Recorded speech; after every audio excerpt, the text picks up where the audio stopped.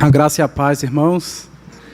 É uma alegria imensa, né, estar aqui, não apenas hoje porque estou aqui na frente, mas dominicalmente é uma alegria imensa encontrar essa igreja firme aqui, louvando ao Senhor com esse fervor que nós vemos aqui. Irmãos, como vocês sabem, ao longo desse mês de julho, esta igreja tem se dedicado a uma série de mensagens baseada nas menores cartas do Novo Testamento. Então, estudamos Judas, vimos também Filemon. E hoje nós vamos encerrar essa série olhando para a terceira carta de João.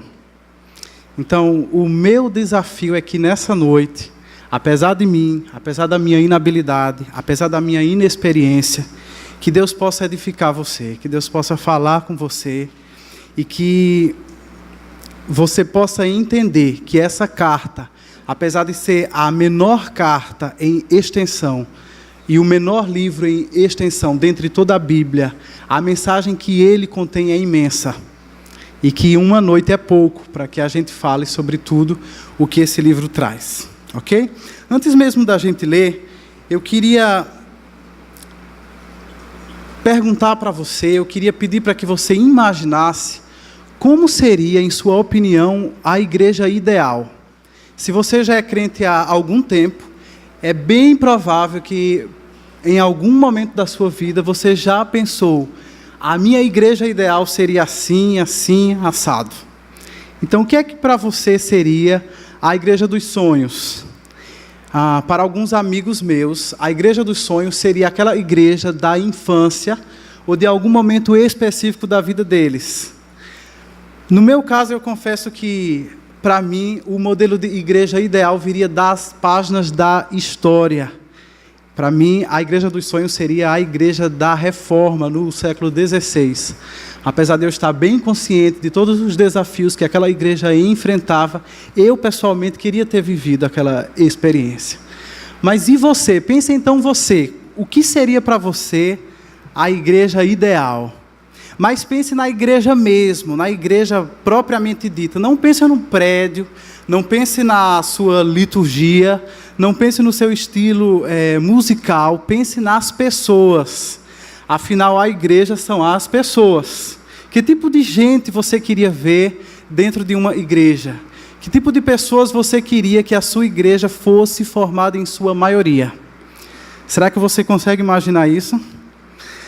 Aí agora você aterrissa, você bota o seu pé no chão e você compara essa sua igreja ideal com a sua igreja real. E aí? Será que a diferença é grande ou a diferença é muito grande?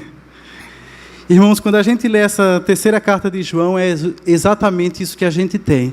A gente tem retrato de uma igreja, ou retratos de uma igreja, mas não de uma igreja ideal. Nós temos aqui retratos de uma igreja real. E o nosso desafio nessa noite é ver que essa igreja, a quem João envia essa carta, é uma igreja real.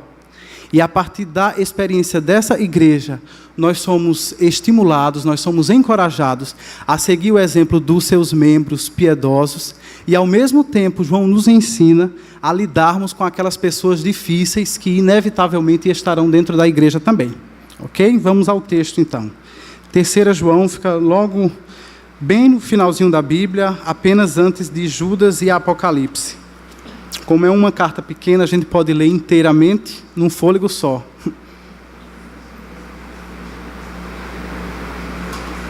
Vamos ler então. O presbítero ao amado Gaio, a quem amo na verdade. Amado, oro para que você tenha boa saúde e tudo lhe corra bem, assim como vai bem a sua alma. Muito me alegrei ao receber a visita de alguns irmãos que falaram a respeito da sua fidelidade, de como você continua andando na verdade. Não tenho uma alegria maior do que ouvir que os meus filhos estão andando na verdade. Amado, você é fiel no que está fazendo pelos irmãos, apesar de lhes serem desconhecidos. Eles falaram à igreja a respeito deste seu amor. Você fará bem se os encaminhar em sua viagem de modo agradável a Deus, pois foi por causa do nome que eles saíram, sem receber ajuda alguma dos gentios. É, pois, nosso dever receber com hospitalidade irmãos como esses, para que nos tornemos cooperadores em favor da verdade. Escrevi à igreja, mas Diótrefes, que gosta muito de ser o mais importante entre eles, não nos recebe. Portanto, se eu for, chamarei a atenção dele para o que ele está fazendo com suas palavras maldosas contra nós. Não satisfeito com isso, ele se recusa a receber os irmãos, impede os que desejam recebê-los e os expulsa da igreja. Amado, não imite o que é mal, mas sim o que é bom. Aquele que faz o bem é de Deus. Aquele que faz o mal não viu a Deus. Quanto a Demétrio, todos falam bem dele, e a própria verdade testemunha a seu favor. Nós também testemunhamos, e você sabe que o nosso testemunho é verdadeiro. Tenho muito que lhe escrever, mas não desejo fazê-lo com pena e tinta. Espero vê-lo em breve, e então conversaremos face a face. A paz seja com você. Os amigos daqui lhe enviam saudações. Saúde os amigos daí, um por um. Oremos. Senhor, nessa noite estamos diante do Teu livro eterno. E nós te pedimos, ó Pai, que pela Tua misericórdia e pela Tua maravilhosa graça, o Senhor ministre a Sua palavra ao coração da igreja aqui reunida. E que seja um tempo proveitoso, ó Deus, que seja um tempo edificante, que seja revigorante para a nossa fé. E que à medida que essa palavra vai sendo exposta, que o Teu Espírito Santo possa fazer a Sua obra, e que pessoas venham a ser quebrantadas, ó Pai, que pessoas venham a ser consoladas, que pessoas venham a ser convencidas, pessoas possam a ser quebrantadas pela ação do Teu Espírito, Pai. É isso que nós te pedimos nessa noite, no nome precioso de Jesus. Amém. Irmãos, a partir dessa leitura da terceira carta de João, que tipo de pessoas você pôde perceber? A carta fala sobre alguns personagens, a João, Gaio, Diótrefes, Demétrio. Que tipos humanos, que perfis de membros você consegue perceber a partir da leitura dessa carta? Primeiramente, nós encontramos um personagem bem interessante, um personagem exemplar chamado Gaio. Um nome estranho para nós, mas as características que ele apresenta faz dele um membro que qualquer igreja desejaria ter. Podemos defini-lo como um cristão espiritualmente saudável. E essa característica, né, da sua espiritualidade, a gente pode ver no versículo 2, quando João diz: Amado, oro para que você tenha boa saúde e que tudo lhe corra bem, assim como vai bem a sua alma. Não sabemos se João convivia com ele ou se João apenas tinha notícias a respeito dele, mas o fato é que João assegura com muita certeza de que a alma dele ia bem.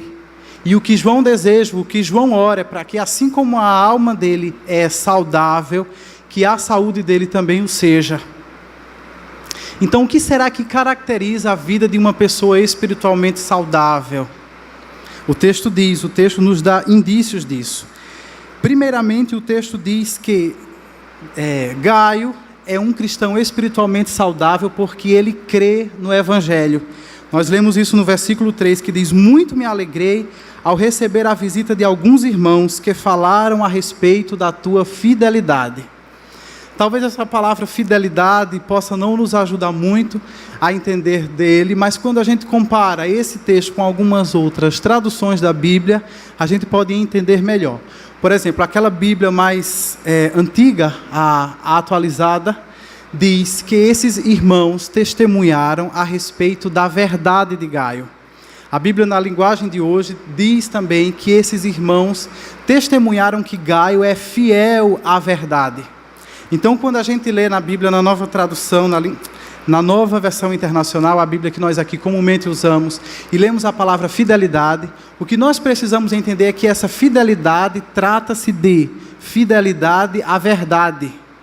E por toda a literatura joanina, a verdade refere-se ao Evangelho. Ou seja, Gaio, ele é espiritualmente saudável, porque antes de tudo, ele crê no Evangelho. Ele crê na verdade do Evangelho. E isso para João é muito importante. Nas 2 cartas anteriores de João, a ênfase dele é combater as heresias, combater os falsos mestres que andavam pela igreja da Ásia, disseminando falsas doutrinas.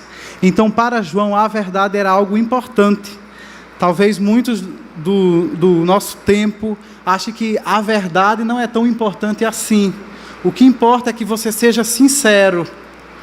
Mas João diz que não, a verdade para ele é importante. Ele combate uma luta contra os que disseminam doutrinas falsas.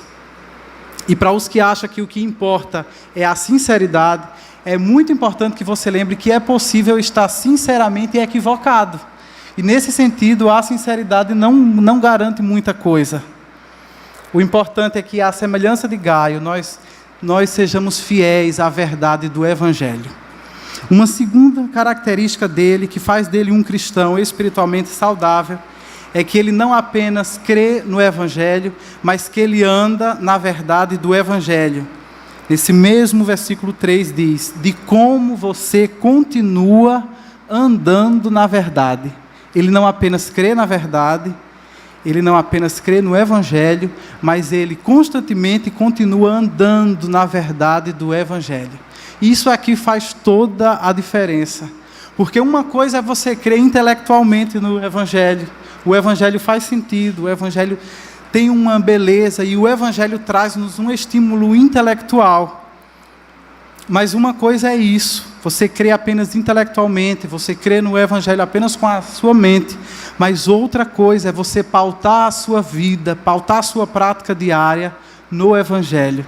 É isso que João se refere, é a isso que ele se refere quando ele diz que Gaio continua andando na verdade. E porque ele anda na verdade, a vida dele vai testificar isso de muitas formas práticas. No versículo 5 nós lemos João dizer, amado, você é fiel no que está fazendo pelos irmãos, apesar de eles serem desconhecidos. Eles falaram à igreja a respeito deste seu amor. Você fará bem se os encaminhar em sua viagem de modo agradável a Deus, pois foi por causa do nome que eles saíram, sem receber ajuda alguma dos gentios. É, pois, nosso dever receber com hospitalidade irmãos como esse. Pelo fato de Gaio crer no Evangelho e viver de acordo com o Evangelho, isso aí é visto na vida dele de uma forma prática. E o texto mostra-nos que ele é hospitaleiro. Ele abre a sua casa para receber, e não apenas para hospedar, mas também para suprir as necessidades daqueles pregadores itinerantes. Na vida da igreja do primeiro século era comum o ministério de homens e mulheres que viajavam de cidade em cidade, aldeia em aldeia, pregando o Evangelho. E a igreja precisava apoiar esses irmãos, recebendo-os, suprindo-os em suas necessidades básicas e, se possível, contribuindo com eles, financeiramente para que eles pudessem custear a missão. E a Bíblia mostra que Gaio faz isso de uma forma exemplar. Ele é hospitaleiro, ele é receptivo. E isso é uma prova também da sua espiritualidade sadia. Mas por que ele acolhe esses homens? Por que ele é hospitaleiro? Por que ele abre mão da sua privacidade e abre a sua casa para receber esses homens? E por que também que João estimula-o a que ele não apenas João parabeniza-o por ter feito isso, mas estimula que ele continue fazendo isso. A razão é essa que nós vemos no versículo 7. É porque essas pessoas, esses homens, esses pregadores itinerantes, foi por causa do nome que eles saíram. Que nome é esse? Em toda a Bíblia, o nome se refere ao nome que está acima de todo o nome, é o nome de Jesus Cristo. Então ele recebe esses irmãos, ele abre a sua casa para esses irmãos, apesar de, como diz o texto, esses irmãos lhe serem desconhecidos, porque esses homens não estão viajando, não estão tirando férias, não estão passeando. Esses homens saíram por causa do nome. Eles saíram para proclamar, para dar bom testemunho do nome de Jesus Cristo. Em terceiro lugar, Gaio é um homem espiritualmente saudável, porque ele não apenas crê no Evangelho, não apenas anda de acordo com a verdade do Evangelho, mas ele também torna-se um colaborador do Evangelho. No versículo 8 diz: é, pois, nosso dever receber com hospitalidade irmãos como esses, para que nos tornemos colaboradores da verdade. Ser colaborador ou ser cooperador é ser alguém que trabalha junto com outro. E Gaio torna-se um colaborador daqueles que proclamam o Evangelho, na medida em que ele se junta a eles. Não pregando, a Bíblia não diz que ele seja um pregador, não diz que ele seja presbítero, não diz que ele seja mestre, mas uma coisa sabemos: Gaio torna-se colaborador do Evangelho pelo simples fato de que ele abre a sua casa, recebe esses irmãos, apoia esses irmãos e supre as suas necessidades. E isso é um indício fortíssimo do que significa ser espiritualmente saudável. Então, irmãos, a partir do exemplo de Gaio, a partir do retrato de Gaio, que lição que nós podemos extrair para a nossa vida? A primeira lição é que nós devemos andar na verdade do Evangelho.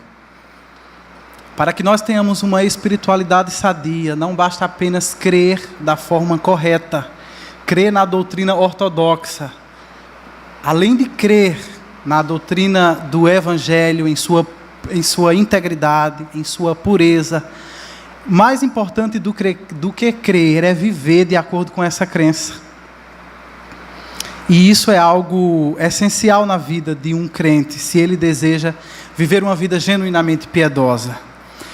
Por exemplo, nós, presbiterianos, somos conhecidos pela firmeza da nossa doutrina. Isso de alguma forma nos alegra, isso de alguma forma nos dá uma certa segurança, nós nos orgulhamos disso, mas não podemos parar por aí. O que a gente precisa pensar é se a nossa vida está de acordo com essa doutrina que a gente prega. Não é necessário apenas crer no Evangelho, é importante viver de acordo com o Evangelho que nós cremos. Nesse sentido, alguns estudiosos bíblicos têm falado a respeito da lacuna do Evangelho. Você alguma vez ouviu falar sobre isso? Sobre a lacuna do Evangelho? É o que se observa na vida de muitas pessoas que veem o Evangelho apenas na sua perspectiva passada e futura.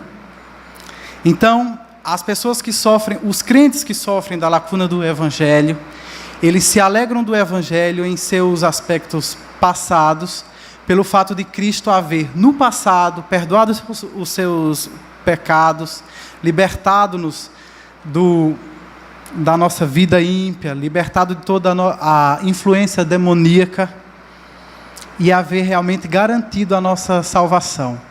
Os que sofrem da lacuna do Evangelho também são aqueles que têm uma perspectiva futura do Evangelho, no sentido de que eles se alegram e eles têm esperança na promessa de que um dia vamos estar na presença de Deus eternamente, numa existência livre de dor, sofrimento, morte e tudo isso que nos aflige tanto nessa vida. A lacuna do Evangelho se refere à falta de uma perspectiva de como o Evangelho afeta a nossa vida no presente. Ele não apenas é uma resposta para o nosso passado, uma solução para o nosso passado, e não apenas é uma esperança para o nosso futuro. O Evangelho é uma resposta também para o aqui e agora, de como que nós vivemos a nossa vida hoje. E nesse sentido é que nós precisamos aprender a integrar a nossa fé, a nossa prática, integrar o nosso credo, a nossa conduta. Falando sobre esse tema, alguns especialistas em aconselhamento bíblico escrevem o seguinte: as pessoas precisam perceber que o Evangelho pertence ao seu local de trabalho, sua cozinha, sua escola, seu quarto, seu quintal e seu carro. Precisam ver de que maneira o Evangelho afeta na relação entre o que eles estão fazendo e o que Deus está fazendo. Precisam entender que as histórias de suas vidas estão sendo vividas dentro da história maior de Deus, de tal forma que possam aprender a viver cada dia com uma mentalidade norteada pelo Evangelho. Então, viver ou andar na verdade do Evangelho é isso, é viver cada dia com uma mentalidade norteada pelo Evangelho. É entender que o Evangelho não apenas toca o nosso passado e o nosso futuro, mas que ele toca a nossa vida prática. E essa é a dinâmica da saúde espiritual. O Evangelho ele vem primeiro à nossa mente, quando nós ouvimos a mensagem, quando nós entendemos a mensagem, quando nós somos convencidos pela mensagem. Depois o Evangelho desce ao nosso coração, é quando nós passamos a abraçar a mensagem, quando nós passamos a crer na mensagem, nos alegrar nela, confiar nela. Mas a dinâmica do Evangelho não para por aí. Depois de haver passado pela nossa mente e pelo nosso coração, o Evangelho precisa encontrar-se com a nossa vida, ele precisa afetar a nossa vida, a forma como a gente vive, não apenas 2 horas por semana, no domingo aqui nesse momento de culto, mas como a gente vive principalmente de segunda a sexta, no trabalho, na família, né? Nas relações. Portanto, meus irmãos, que nós possamos buscar com todo o empenho integrar a nossa fé à nossa prática, integrar o nosso credo à nossa conduta de vida e que nós possamos continuamente viver e andar no Evangelho. Mas com Gaio também nós temos uma segunda aplicação, que o exemplo de Gaio nos mostra que nós devemos praticar a hospitalidade.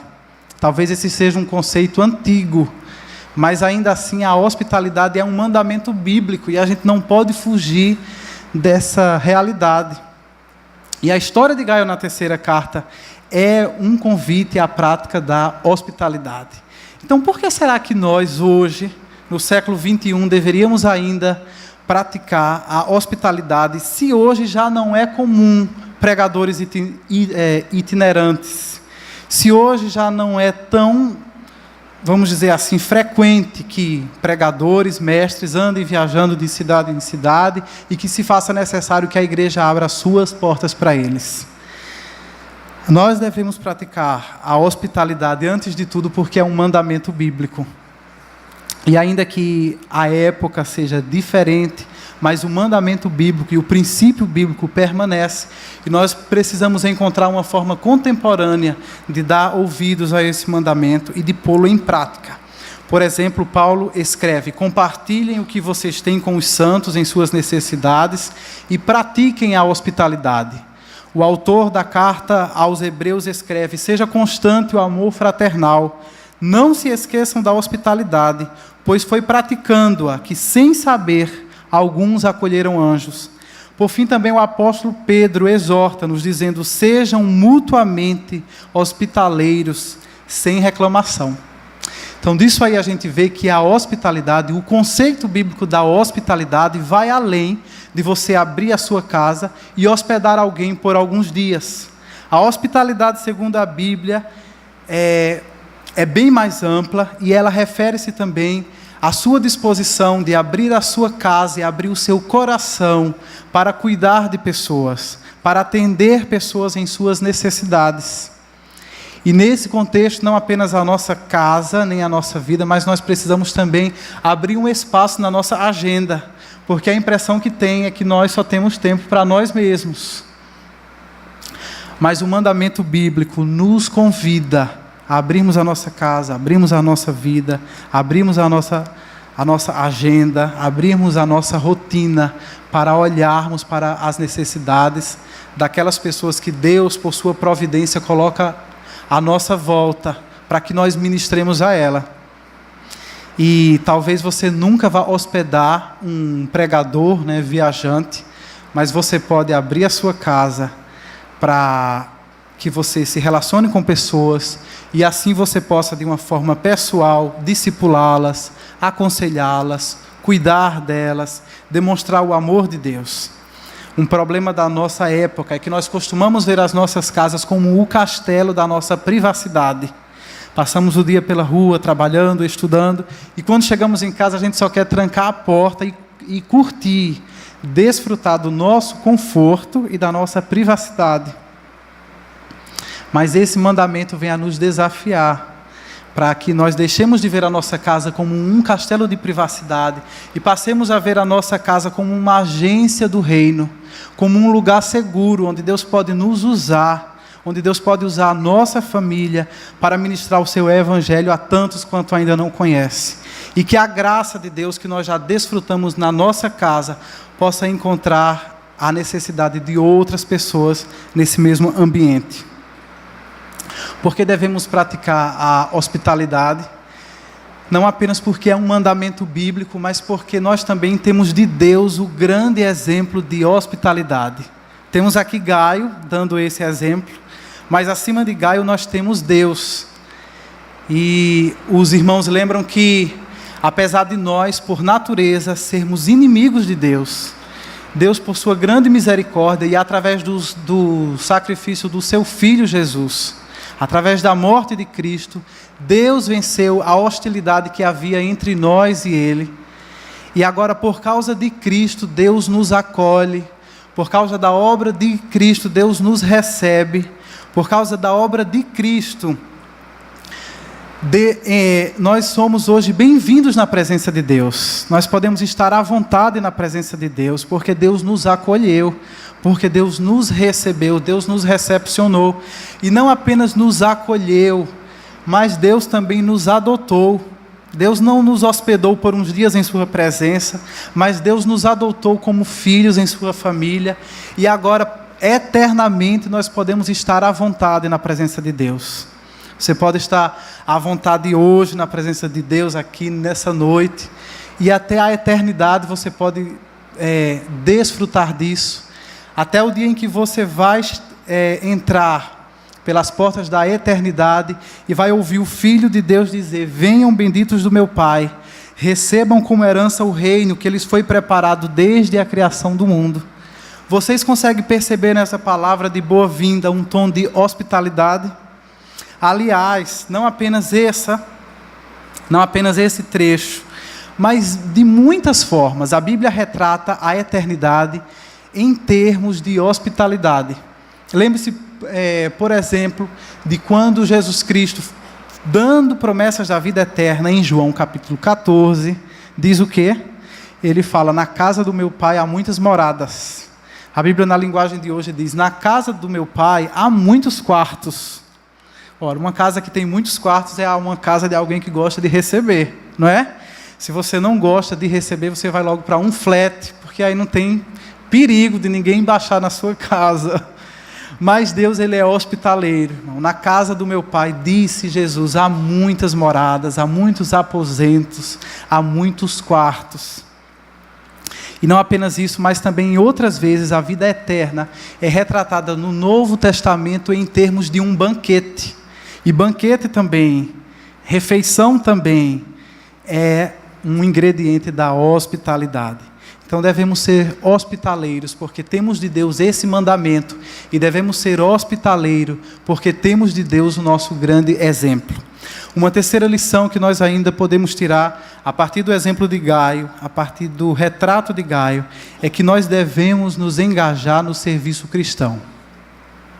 Para Gaio, praticar a hospitalidade não era apenas uma forma dele ser gentil, não era apenas uma forma dele mostrar que ele era educado, mas era, sobretudo, uma forma dele se engajar com o serviço cristão. Porque a dinâmica da igreja, dentro daquela cultura, exigia isso. O funcionamento da igreja dependia disso, dependia desse ministério de pregadores itinerantes, e, consequentemente, dependia de pessoas que abrissem as suas casas para recebê-los. Então, 3 João não é apenas um convite à hospitalidade, à prática da hospitalidade. 3 João é um convite, sobretudo, ao engajamento no serviço cristão. Pessoas como ele, Gaio, mesmo que não fossem líderes, mesmo que não ocupassem ofícios dentro de uma igreja, viam a necessidade e viam também o privilégio que é se engajar no serviço cristão. E nesse sentido, 3 João é um desafio, por exemplo, aos jovens, para que se engajem, para que glorifiquem a Cristo com toda a força e com toda a garra própria da sua juventude. Terceira João também é um encorajamento aos adultos para que se engajem no serviço cristão, no serviço de proclamar o Evangelho, no serviço de ser um colaborador, um cooperador do Evangelho, com toda a responsabilidade e com toda a seriedade que a vida adulta exige de nós. Quando nós entramos nessa fase da vida, a gente aprende a trabalhar com responsabilidade, a gente aprende a cuidar da nossa casa com responsabilidade, e como cristãos adultos, precisamos também aprender a servir com seriedade e com responsabilidade. Nesse sentido, irmãos, não faz sentido algum que nós possamos nos esconder, que nós possamos nos eximir da nossa responsabilidade de servir, alegando que a gente cria filhos, ou alegando que a gente trabalha demais, ou alegando que a gente não tem tempo. Nós não temos essa opção. Como servos de Deus, nós precisamos servir. Se não servimos, então nós não somos servos, independente da fase da vida em que nós nos encontramos. Ou será que só serve a Cristo quem não tem mais o que fazer? Não é? Olhe para a vida dos grandes homens de Deus, do passado e do presente, e procure ver se eles são homens que não têm nada o que fazer. Você vai ver que não, vocês vão ver que são homens ocupadíssimos, mas que pela graça de Deus encontram espaço em sua agenda, em sua rotina, para se dedicarem também ao serviço cristão. Terceira João também é uma palavra de ânimo aos nossos irmãos veteranos, aqueles que já estão na meia-idade ou que já estão passando da meia-idade, para que não desista, para que não desanimem de dar a sua contribuição para a expansão do reino de Deus. O reino ainda conta com vocês. Talvez algum de vocês que estão nessa fase da vida já estejam aposentados ou estejam a ponto de se aposentar da sua vida profissional, mas eu quero animar você a que não se aposente da sua vida ministerial, que você não se aposente do serviço cristão. Não pendure as suas redes, não guarde as suas redes. Deus ainda pode usar você para pescar homens. Não pendure as suas, como é que se diz, né? Chuteiras, né? Não pendure as suas chuteiras. Jesus ainda conta com vocês em seu time. Talvez os nossos irmãos veteranos, né, achem que eles já não têm muito o que dar, porque já não são tão fortes, já não têm tanta saúde quanto as pessoas jovens. Mas, por outro lado, irmãos, os veteranos têm algumas vantagens que os jovens não têm. Por exemplo, eles já não têm todas aquelas ansiedades, incertezas e inseguranças do tipo: com quem vou me casar, como que eu vou ganhar a minha vida, não é? Porque com os anos também vieram a segurança, vieram a experiência, e agora os nossos irmãos veteranos, os nossos irmãos de meia idade, podem servir a Deus com mais equilíbrio emocional e podem colocar a serviço da expansão do reino de Deus a sua experiência. Também é possível que alguns irmãos nossos de meia idade estejam desanimados na obra, porque acreditaram na mentira do mundo de que ele já não serve de nada. Mas isso é mentira, irmãos. Deus é poderoso e Deus pode usar vocês, e Deus é capaz de usar a experiência de vida de vocês na sua obra, no seu reino, para que o seu reino seja expandido através da vida de vocês. Então, irmãos, que todos nessas noites, os jovens, adultos, idosos, possamos encarar a responsabilidade e o privilégio que é nos engajarmos no serviço de Deus, a fim de que o nome de Cristo seja glorificado, a fim de que o Evangelho seja propagado e a fim de que o reino de Deus seja expandido.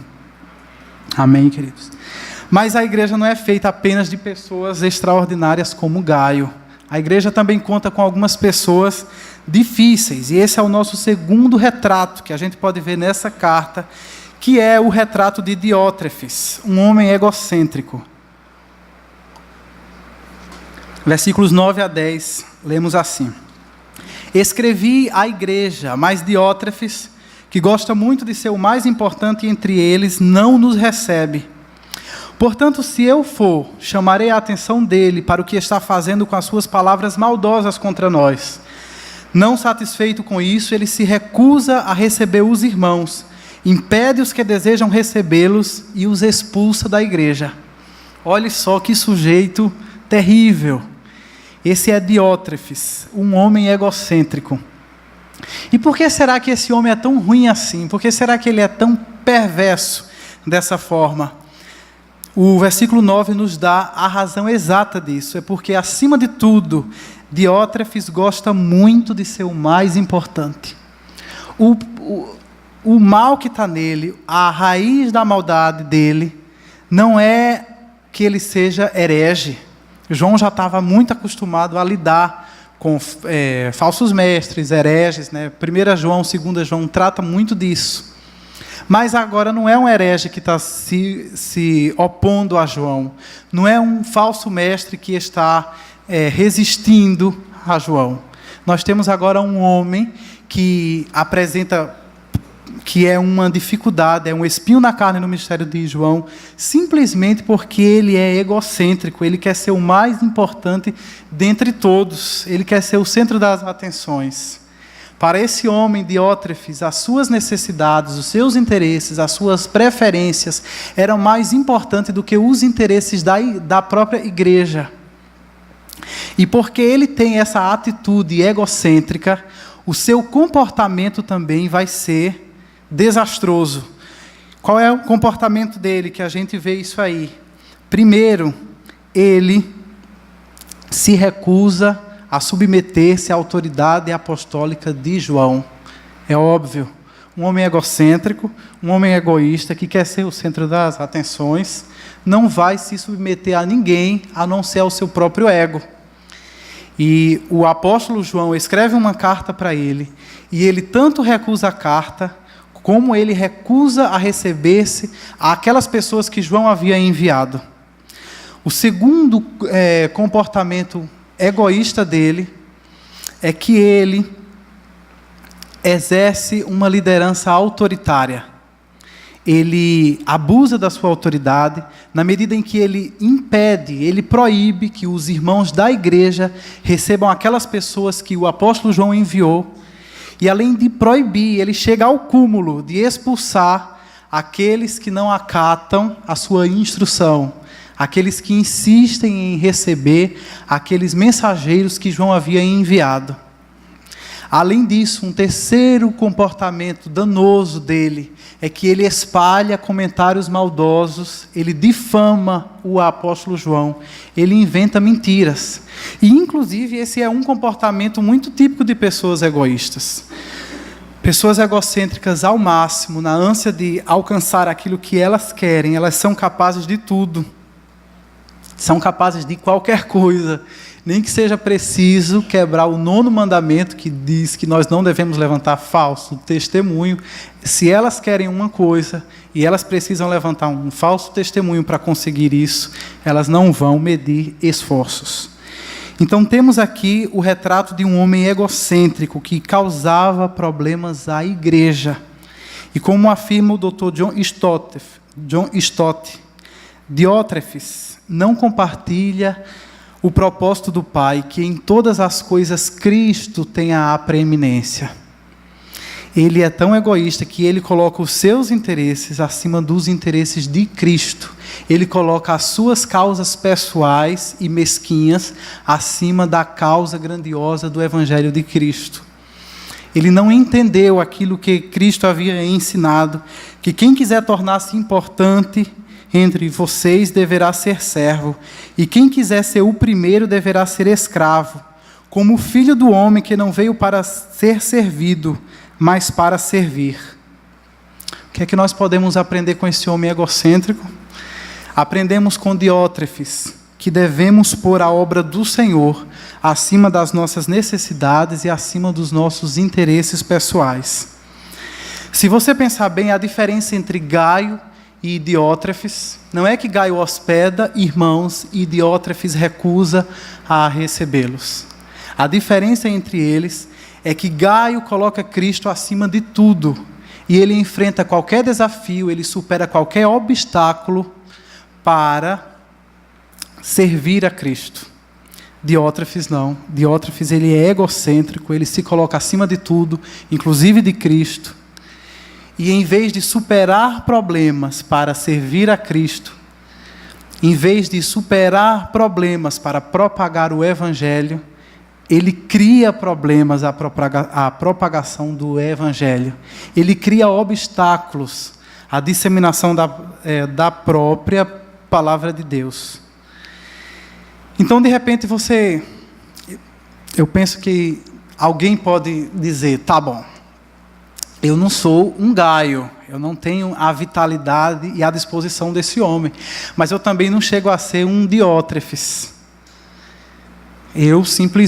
Eu não colaboro com a expansão do Evangelho, mas eu também não impeço a propagação do Evangelho. Mas, irmãos, isso é um engano, porque no ensinamento de Cristo, aquele que com ele não ajunta, espalha.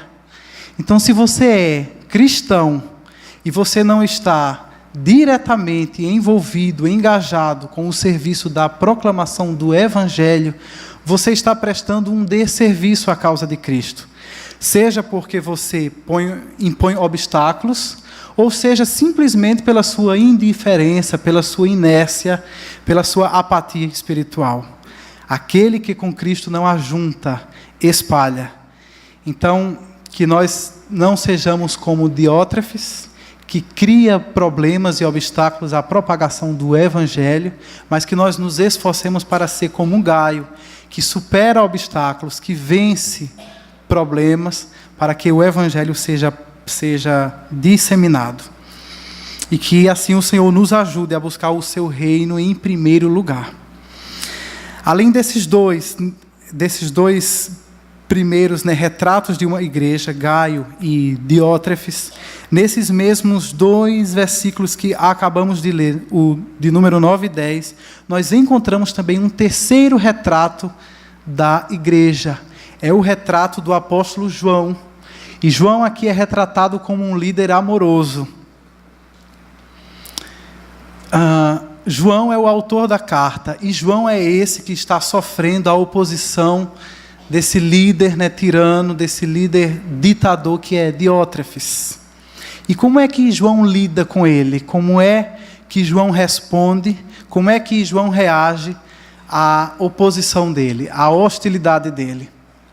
Primeiramente, a gente precisa pensar quem é João. Quem é esse autor dessa carta? Quem é o autor dessa carta? Antes de tudo, é muito importante saber que ele não é João Batista. Ele é João, o apóstolo, um dos 12 escolhidos por Cristo. E ele, juntamente com o seu irmão Tiago, que era também apóstolo, recebe de Jesus Cristo o apelido de Boanerges. E Boanerges significa filhos do trovão. Então imagine como era o perfil de uma pessoa que recebe o apelido de filho do trovão. Esse apelido, juntamente com alguns incidentes que o Evangelho narra sobre eles, nos dá uma dimensão de que João, no início do seu discipulado, também não era flor que se cheirasse, também não era boa gente. Ele era, no mínimo, pavio curto. Além de ele ser chamado de filho do trovão, é João, por exemplo, que se enfurece quando encontra um homem que está expulsando demônios, mas que não faz parte do grupo apostólico dos 12. E João se enfurece com isso. Também é João, juntamente com o seu irmão Tiago, que se enfurece quando uma aldeia samaritana se recusa a receber Cristo. E eles ficam tão irados, tão bravos com isso, que eles, a exemplo do profeta Elias, querem pedir que Deus derrame fogo do céu para consumir aquela cidade e o povo que morava nela. É João também, junto com seu irmão Tiago, que junta-se com a sua mãe e vão a Cristo, pedir que Cristo reserve os melhores lugares no reino para eles dois. Então veja que João também no início não era bona gente. João era também complicado. Mas à medida que ele foi sendo discipulado por Cristo, o amor de Cristo o transformou. E ele se descreve no seu evangelho como o discípulo a quem Jesus amava, ou o discípulo amado. E esse amor com que o próprio Jesus Cristo amou a João, impactou a vida dele de uma forma tão grande, profunda, tão intensa, que em suas cartas a ênfase é o amor. João está sempre falando sobre amor. Aquele homem que antes era bravo, feito um filho de trovão, é agora um homem dócil, a ponto dele ficar conhecido pela história como o apóstolo do amor. Então, como é que João vai agora lidar com um homem que está se opondo a ele, que está levantando mentiras, né, contra ele, que está desafiando a supervisão apostólica dele? Será que João vai lidar com esse homem como um filho do trovão, ou será que João vai lidar como ele, como o apóstolo do amor? O exemplo que ele nos dá de líder amoroso é uma lição de como nós precisamos lidar com as pessoas difíceis que nós encontramos dentro da igreja. Primeiramente, João, ao ser ofendido por ele, Diótrefes, ele poderia, o que seria muito comum, humanamente falando, ele poderia simplesmente afastar-se, poderia desistir dele, poderia escanteá-lo, poderia deixar Diótrefes e a sua igreja complicada para lá, mas João não desiste dele.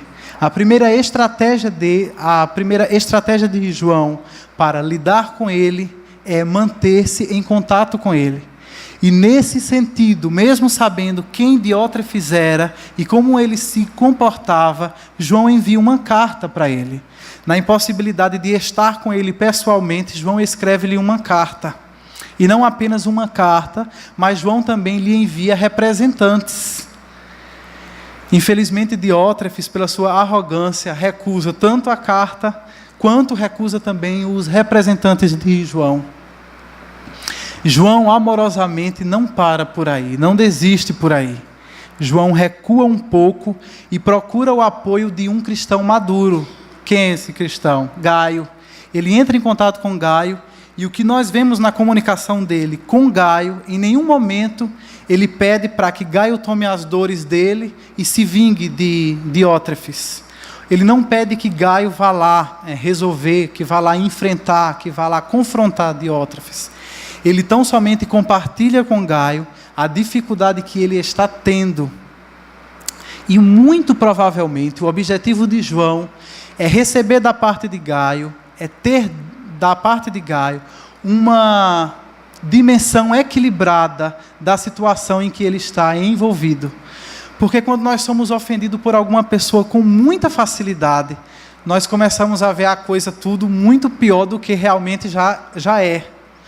E nesses momentos, quando nós tentamos estar com esse que nos ofendeu e nós somos rejeitados, talvez a melhor atitude seja recuar um pouco e pedir a intermediação, pedir o apoio de algum homem de Deus, de alguma mulher de Deus maduro, que possa nos dar uma dimensão real, que possa nos dar uma dimensão equilibrada da situação na qual nós estamos envolvidos. E eu acredito que é isso que João espera de Gaio. Em terceiro lugar, para lidar amorosamente com Diótrefes, João está disposto, assim que tiver a oportunidade, ir lá, encontrar-se com ele pessoalmente e confrontá-lo. E se você já, alguma vez na sua vida, precisou confrontar alguém, você sabe o quanto amor é necessário para que você assuma o risco de confrontar uma pessoa que está ofendendo você. O risco de ser ofendido mais ainda, o risco de ser rejeitado duplamente. Então, só um líder amoroso é que procura, em amor, alguém que está se opondo a ele, para confrontá-lo, não na intenção de humilhá-lo, não na intenção de esfregar sua maldade na cara dele, mas na intenção de restaurá-lo à comunhão. Esse é o exemplo que nós temos de João, e é essa a lição que nós temos dele. Então, o que nós podemos aprender de João, como um líder amoroso, é que nós devemos lidar também amorosamente com as pessoas que nos prejudicam. Como na igreja existe trigo, mas existe joio também. Existem ovelhas, mas existem bodes também. É inevitável que em algum momento da nossa caminhada nós vamos nos chocar com a falha dos outros. Assim como muito provavelmente os outros em algum momento vão se chocar também com a nossa falha. E como que nós devemos reagir nesse momento? Será que nós vamos dar uma resposta do mesmo tipo daquela resposta que nós costumávamos dar quando ainda não conhecíamos a Cristo? Ou será que nós vamos agora, que somos salvos, que somos regenerados, aprender a lidar com pessoas difíceis de uma forma piedosa, de uma forma santificada? Será que nós vamos reagir àquelas pessoas que nos causam danos como filhos do trovão? Ou nós vamos lidar com eles como discípulos amados? O que João fez foi nada mais, nada menos do que seguir o mandamento de Cristo que diz: se o teu irmão peca contra ti, vá a sós com ele, mostre-lhe o erro. Se ele o ouvir, você ganhou o seu irmão. O objetivo do confronto na resolução do conflito, o objetivo do confronto na dinâmica da pacificação, não é deixar a pessoa passar sem o troco, não é dar o troco, não é revidar, não é evitar que você volte para casa desaforado, não. O objetivo do confronto é você dar a esse irmão ofensor uma possibilidade dele perceber o quanto ele errou, o quanto ele falhou com você e o quanto você o ama a ponto de se expor e assumir o risco de ir lá confrontá-lo. Então, irmãos, que Deus nos dê a graça de, quando formos ofendidos, quando formos prejudicados, que nós possamos lidar com os nossos ofensores de uma forma sábia, de uma forma amorosa, de uma forma gradual, paciente e santa. Nessas circunstâncias, antes de finalizar a sua carta, João encoraja Gaio a continuar fazendo o bem, e João nos apresenta mais um retrato de tipos de pessoas que nós encontramos dentro da igreja. Ele nos apresenta o retrato de Demétrio. Demétrio é o cristão exemplar. Olha o que se diz sobre ele nos versículos 11 e 12. Diz assim: amado, não imite o que é mal, mas sim o que é bom. Aquele que faz o bem é de Deus. Aquele que faz o mal não viu a Deus. Quanto a Demétrio, todos dão um bom testemunho dele, inclusive a própria verdade. Nós também damos testemunho, e você sabe que o nosso testemunho é verdadeiro. O que esse texto fala sobre esse irmão Demétrio é muito pouco, temos poucas informações sobre ele, mas aquilo que é dito é suficiente para que ele seja realmente chamado de um cristão exemplar. João diz que Demétrio é um cristão que desfruta do bom testemunho de todos. Com esse termo todos, nós não sabemos se João está se referindo a todos da igreja, ou se é todos mesmo, incluindo os da igreja e os que estão fora dela. Mas, de qualquer forma, já não é pouca coisa saber que Demétrio desfruta de bom testemunho de toda a igreja.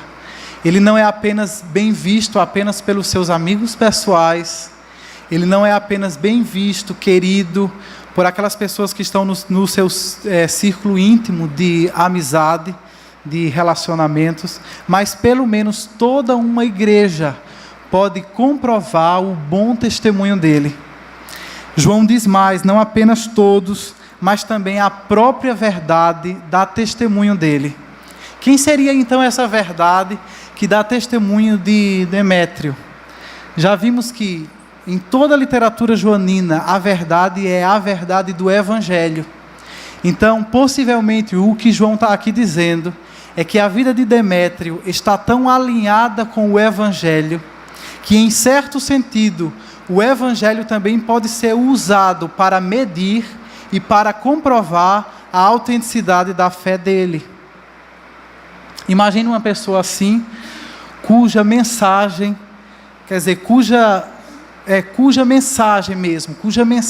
que ele dá é testificada pela sua própria vida. Uma pessoa a quem nós podemos medir, não com a nossa média, nem com a nossa opinião, nem com a nossa expectativa, mas uma pessoa a quem nós podemos medir com a medida do Evangelho. E, a partir dessa medida, comprovarmos, atestarmos, confirmar que a vida que ela vive é coerente com a mensagem que ela prega. Esse é o Demétrio, um cristão exemplar, do qual a Bíblia diz que a própria verdade dá testemunho dele. João acaba dizendo que não apenas todos, juntamente com a própria verdade, mas ele também, o apóstolo João, dá bom testemunho dele.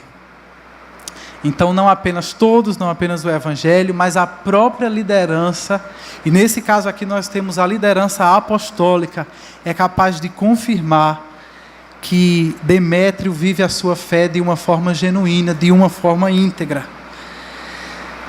O que é que nós podemos aprender a partir dele? Podemos aprender que nós devemos zelar pelo bom testemunho. Falar sobre bom testemunho hoje, no século 21, talvez seja bem diferente de falar de bom testemunho no século I, porque a impressão que eu tenho como crente hoje, do século 21, é que o assunto do bom testemunho já é um assunto fora de moda. É como se fosse meio que brega falar disso. Isso era uma coisa que os cristãos da minha infância se preocupavam muito. E olha que não faz tanto tempo assim.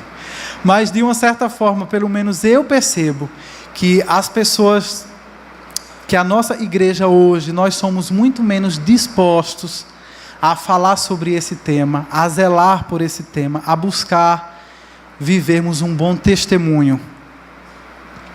E o bom testemunho é algo que não é vivido apenas aqui, nessas 2 horas. O bom testemunho é característica da vida de uma pessoa que busca viver a integridade do Evangelho no seu dia a dia, nas mínimas coisas. Ter bom testemunho, zelar pelo bom testemunho, é levar isso em conta diante das palavras que nós usamos, por exemplo, na nossa linguagem do dia a dia. É levar o Evangelho em conta na forma como nós nos vestimos.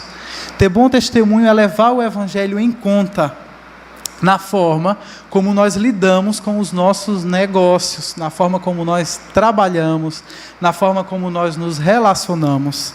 Zelar pelo bom testemunho é levar o Evangelho em conta em todo momento. No momento que nós estamos em casa, no momento em que nós estamos nos divertindo, no momento em que nós estamos no trânsito. Isso é zelar pelo bom testemunho. Mas, de alguma forma, eu sinto que é até um mico falar sobre isso hoje. Mas a terceira carta de João, a partir do exemplo de Demétrio, vem nos lembrar que o bom testemunho é elemento essencial de uma vida cristã autêntica. Por mais dificuldade que a igreja de hoje tenha com a questão do testemunho, ainda continua sendo um desafio para nós. Você vê que, por exemplo, no início dessa carta, João diz que se alegra muito em saber que Gaio anda na verdade. E não apenas que Gaio, mas ele diz: nada me alegra mais do que saber que os meus filhos andam na verdade. Provavelmente porque talvez esse seja o aspecto mais difícil da vida cristã. É andar na verdade, é dar o bom testemunho, é manter a boa conduta.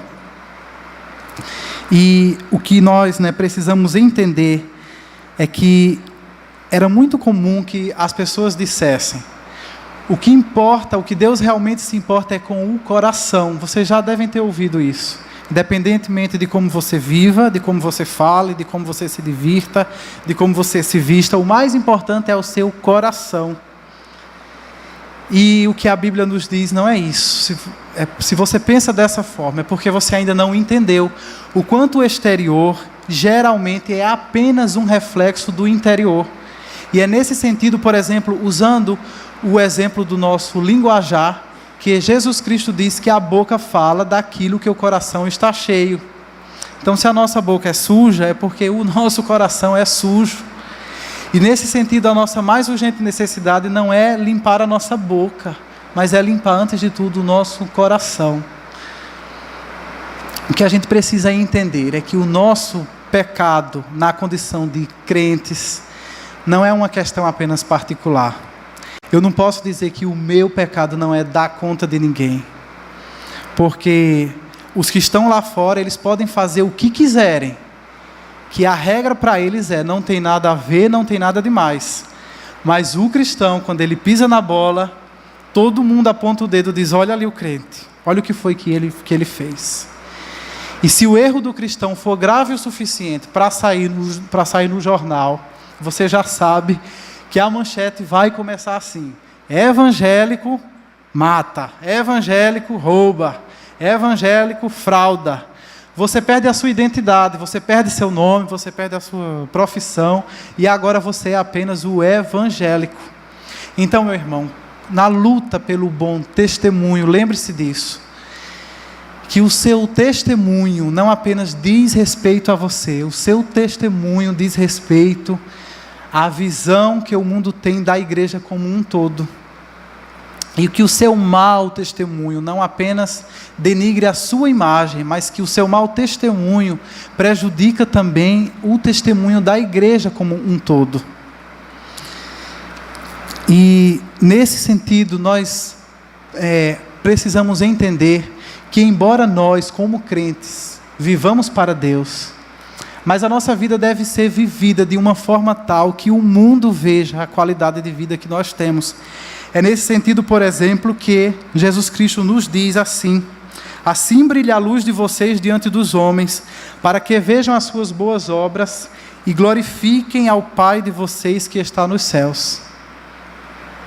A nossa luz é para ser vista pelos homens, embora façamos isso não para os homens, mas para Deus. Mas o que Cristo nos diz é que quando a nossa luz brilhar diante dos homens, eles vão ser despertados para glorificar o Pai que está nos céus. Então, em última análise, o nosso testemunho não é algo em benefício próprio. O nosso testemunho, o bom testemunho de um crente, ele é valioso porque ele redunda na glória de Deus. Uma vida exemplar é uma vida que, acima de tudo, glorifica a Deus. Então, meu irmão, acima de tudo que nós hoje dissemos aqui, guarde isso em seu coração, que a vontade de Deus é que você creia no Evangelho, é que você, antes de tudo, entenda o Evangelho com a sua mente, que você creia no Evangelho com o seu coração, que sempre que você tiver a oportunidade, você transmita o Evangelho com a sua boca, mas acima de tudo, a vontade de Deus é que você viva o Evangelho na sua vida diária. O Evangelho é para ser vivido, o Evangelho é para ser demonstrado. Eu penso que nesse mundo não há nada que traga mais glória a Deus, não há nada que glorifique mais a Deus do que o poder de uma vida transformada pelo Evangelho. Isso mostra ao mundo, mais do que tudo, a glória de um Deus a quem pertence a salvação. Então, meus irmãos, concluindo essa palavra, nós temos aqui na terceira carta de João, retratos de uma igreja local da Ásia Menor, uma igreja do primeiro século, mas são retratos que bem poderiam ser também o retrato da nossa igreja hoje. Uma igreja com seus pontos fracos e seus pontos fortes, uma igreja com os seus desafios e com as suas oportunidades, mas sobretudo uma igreja a quem o Senhor ama, uma igreja a quem o Senhor confiou o seu Evangelho, uma igreja a quem o Senhor confiou a sua missão de dar continuidade à obra que Ele começou a fazer aqui na terra, uma igreja a quem o Senhor confiou a responsabilidade de sermos seus representantes, de sermos os seus embaixadores, até que Ele volte. Portanto, meus irmãos, que o Senhor nos ajude a sermos igreja para a sua glória, a sermos igreja para a exaltação do seu nome, para o louvor do seu Evangelho e da sua grandeza. Oremos.